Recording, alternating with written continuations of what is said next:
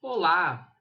Iremos novamente falar sobre fila, só que desta vez iremos programá-la de uma forma diferente, que é a utilização da memória dinâmica.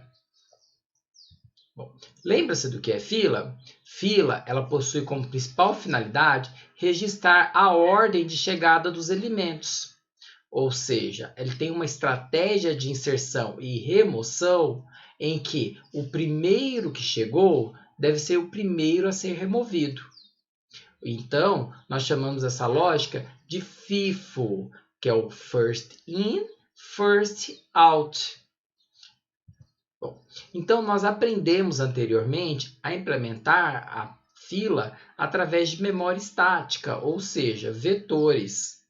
Bom, os vetores em si, ele tem uma vantagem muito boa, algumas vantagens, como por exemplo, no momento em que nós criamos a fila, nós já alocamos memória suficiente para a fila. Uma outra vantagem é a facilidade de encontrar um elemento, né? Pois nós colocamos o elemento em uma determinada posição do vetor. Da forma como nós programamos, nós mapeamos, né? O terceiro elemento vai estar na posição 2 do vetor na linguagem C. O primeiro vai estar na posição 0. O segundo, na posição 1 do vetor. E o terceiro, então, na posição 2 do vetor, e assim consecutivamente. Mas ele possui uma desvantagem, que envolve o processo de remoção. Você lembra do processo de remoção? Para nós tirarmos, né, usando a lógica FIFO, nós temos que tirar o primeiro elemento que está fixo na posição 0 do vetor. Quando nós removemos esse elemento, nós temos que então pegar o segundo elemento na fila e trazer para a posição 0. E assim consecutivamente para todos os elementos da fila.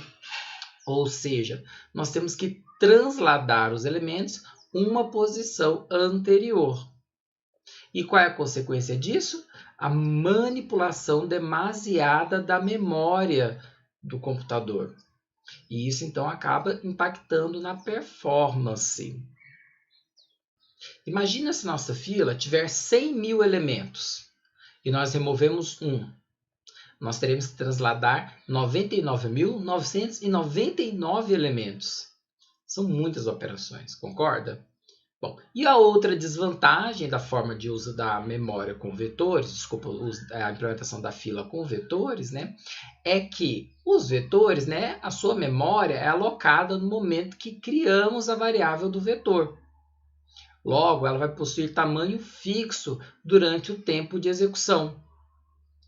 Bom, e para tentar resolver alguns desses problemas, né, principalmente este em relação ao tamanho fixo do vetor, né, nós podemos utilizar uma forma diferente de programação, que é usando a alocação dinâmica de memória. E assim, à medida que precisamos de mais memória, nós vamos solicitando ao computador. Assim, ou seja, na fila, à medida que vai chegando novos elementos a serem inseridos, nós vamos alocando memória para cada elemento a ser inserido.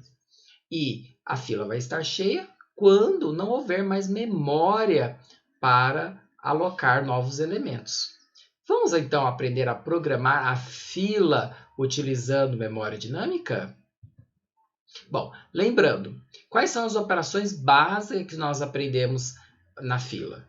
Independente se ela é programada utilizando memória sequencial, né, que são os vetores, ou memória dinâmica, nós teremos que inserir os elementos, remover um elemento e visualizar os elementos que estão na estrutura de dados.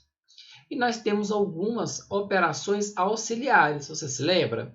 É inicializar a fila, verificar se a fila está vazia e verificar se a fila está cheia. Bom, então agora partiremos a programar cada uma dessas operações na linguagem C.